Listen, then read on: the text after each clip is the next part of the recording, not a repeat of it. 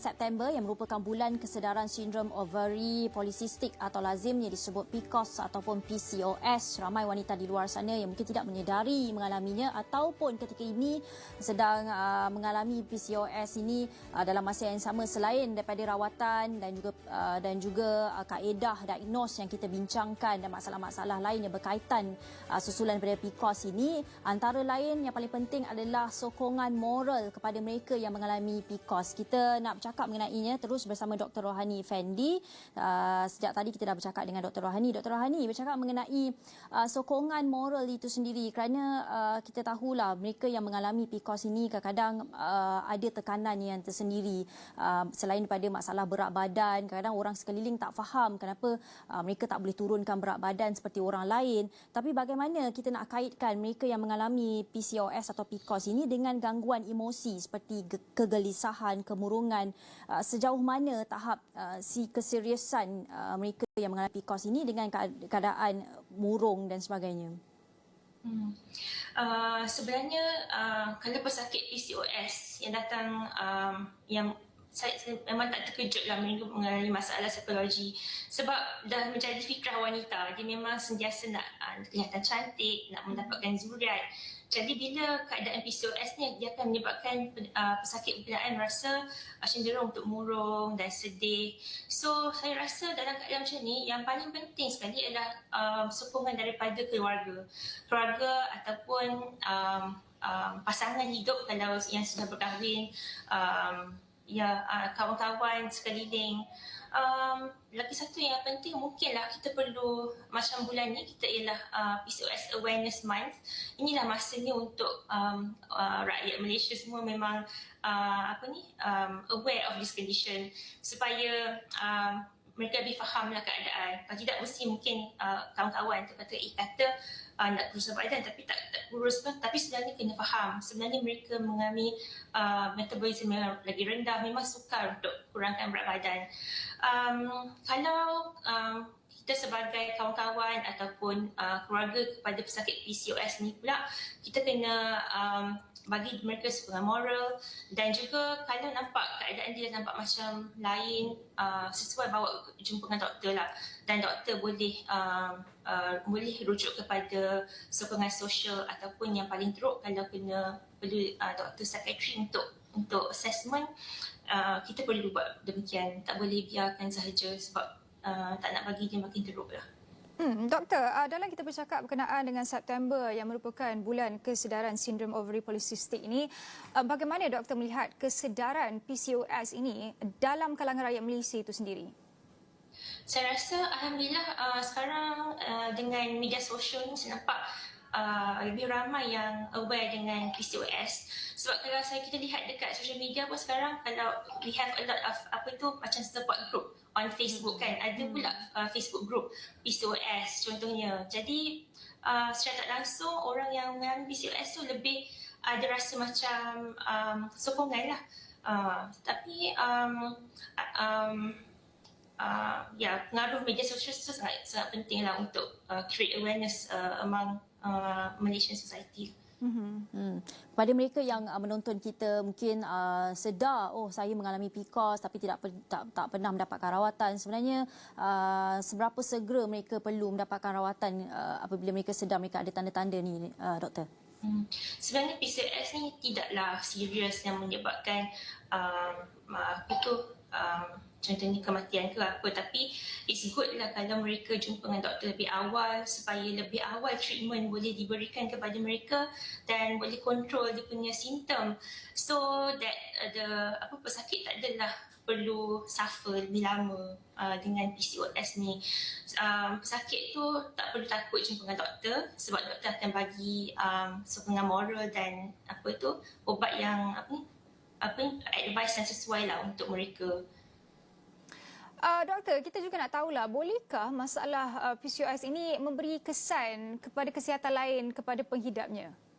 Okey. Antara memang betul boleh menyebabkan komplikasi, contohnya macam kencing manis disebabkan oleh insulin level yang tinggi dalam badan. In the long term kan dia boleh dapat kencing manis, especially kan kalau dia punya pesakit tu mempunyai sejarah keluarga yang mempunyai kencing manis ataupun umur yang lebih pada 40 kilogram dan 40 tahun dan juga BMI lebih daripada 30. Selain daripada kencing manis, long term yang boleh jadi ialah darah tinggi, masalah darah tinggi, dan juga satu masalah yang boleh juga berlaku PCOS ialah kanser endometrial cancer. Endometrial cancer ni walaupun dia boleh berlaku, dia tidaklah kerap berlaku, tapi bagus kalau pesakit itu mengalami period yang tak terkawal yang berlebihan. Contohnya boleh jumpa dengan doktor terus supaya doktor boleh membuat pemerhatian dan sekiranya telah mengalami tanda-tanda awal endometrial cancer boleh diberikan rawatan. Yang bagusnya kanser endometrium ni dia biasanya dia bukan bersifat silent. Dia kalau ada simptom tu dia memang pesakit biasa akan datang awal dekat hospital sebab pendarahan dan mengerikan lah. So dalam keadaan macam ni doktor boleh bagi hormon untuk kontrol sekiranya tanda-tanda awal perubahan dalam lapisan endometrium tersebut. Ya, dalam masa yang sama kita bercakap mengenai September, bulan kesedaran PCOS. Biasanya dalam bulan ini bagaimana kita nak meningkatkan kesedaran itu doktor kepada bukan sahaja mereka yang mungkin mengalami PCOS ataupun sedang menderita PCOS, tetapi kepada orang sekeliling itu sendiri. Mungkin biasanya apa yang mungkin nak dicapai pada September ini? Okey. Salah satu cara dia ialah macam apa yang Astro Awani lakukan sekarang. Kita pengaruh media itu penting untuk orang sekeliling faham mengenai PCOS. Selain daripada itu, mungkin daripada majalah ataupun poster yang membuat orang lebih fahamlah mengenai PCOS. Doktor, PCOS ini lazimnya kita tahu perubahan gaya hidup itu perlu dilakukan mungkin dengan perubahan gaya makanan, gaya senaman dan sebagainya. Tetapi kalau kita lihat seperti di media sosial itu ketika ini banyak yang orang kata create awareness berkenaan dengan senaman kepada mereka yang mengalami PCOS ini, antaranya termasuklah orang kata senaman HIIT, HIIT itu. Doktor, tapi kita difahamkan HIIT ini bukanlah untuk semua yang mengalami PCOS. Tidaklah orang kata sesuai kepada semua. Mungkin ada tips yang dapat doktor kongsikan sekiranya mereka yang mengalami PCOS ini ingin melakukan senaman tetapi lebihan berat badan itu mungkin menyukarkan keadaan. Jadi mungkin ada tips yang dapat doktor kongsikan. Betul tu, sebab HIIT ni bukan untuk semua orang. Lebih-lebih lagi kalau untuk pesakit PCOS, contohnya yang sangat obes, yang tak pernah bersenam, kalau tiba-tiba kita suruh dia melakukan senaman HIIT, mungkin agak sukar bagi dia. So, lagipun kalau kita bagi dia senaman yang intensif terus, dia akan stress dekat badan kita. So, pesakit kena lakukan senaman secara perlahan-lahan. Contohnya kalau selama ini keadaan hidup dia sedentary, boleh start berjalan secara laju selama setengah jam, berselang sehari di taman contohnya, then naik secara sedikit-sedikit lah. Janganlah terus pergi buat HIIT dekat yang menyebabkan dia pun jadi mengah, takut nanti pingsan pula. Contohnya begitu. Dalam masa yang PCOS ini juga tidak lari daripada mitos dekat luar sana. Kalau saya baca banyak sebenarnya yang berprasangka kalau saya mengalami pertumbuhan bulu di muka itu saya mungkin PCOS. Tapi sebenarnya adakah kesemua wanita ini akan mengalami semua tanda-tanda yang doktor cakapkan atau tak semestinya mereka mengalami tanda-tanda seperti bulu ataupun setiap orang berbeza tu doktor? Ya, setiap pesakit PCOS tu dia ada variasi simptom. Ada yang sikit tapi ada yang ekstrim yang banyak. Lagi satu, kalau pesakit tu mengalami masalah bulu yang banyak, itu bukan automatik dia mengalami PCOS. Sebab bulu yang banyak juga mungkin sebab lain. Contohnya macam faktor keturunan ataupun masalah hormon yang lain, contohnya adrenal dan sebagainya. Yang paling penting adalah dia pergi berjumpa dengan doktor untuk dapatkan diagnosis yang betul. Ya. Doktor, akhir sekali sempena dengan bulan September, bulan kesedaran sindrom ovary polycystic atau PCOS ini, apa agaknya harapan dan mungkin apa yang ingin disampaikan oleh pihak doktor kepada orang ramai di luar sana?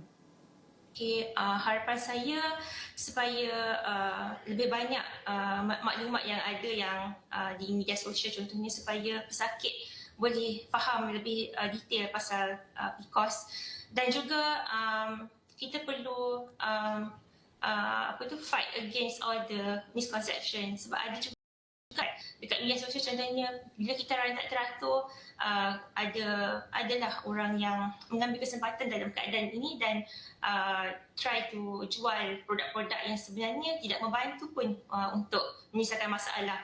Contohnya macam jualan produk-produk jamu dan sebagainya, sebenarnya tidak berkesan. Ya. Baik, itu tadi anda telah dengar daripada Dr. Rohani Effendi, Fellow Perubatan Reproduktif Pakar Obstetrik dan Ginekologi Hospital Tunku Azizah. Terima kasih Doktor kerana sudi luangkan masa bersama kita sempena dengan bulan kesedaran sindrom ovary polycystic atau lazimnya kita sebut sebagai PCOS ataupun PCOS. Kepada mereka yang menonton perbincangan ini, mungkin ada tanda-tanda yang anda sudah dengar, mungkin boleh terus mendapatkan rawatan dan nasihat pada doktor kerana rawatan yang tepat itu mungkin dapat menyelamatkan keadaan. Itu saja daripada saya, Jijak Ahmad dan juga Nur Syazwani Saiful Syam. Terima kasih kerana menonton. Kita jumpa lagi.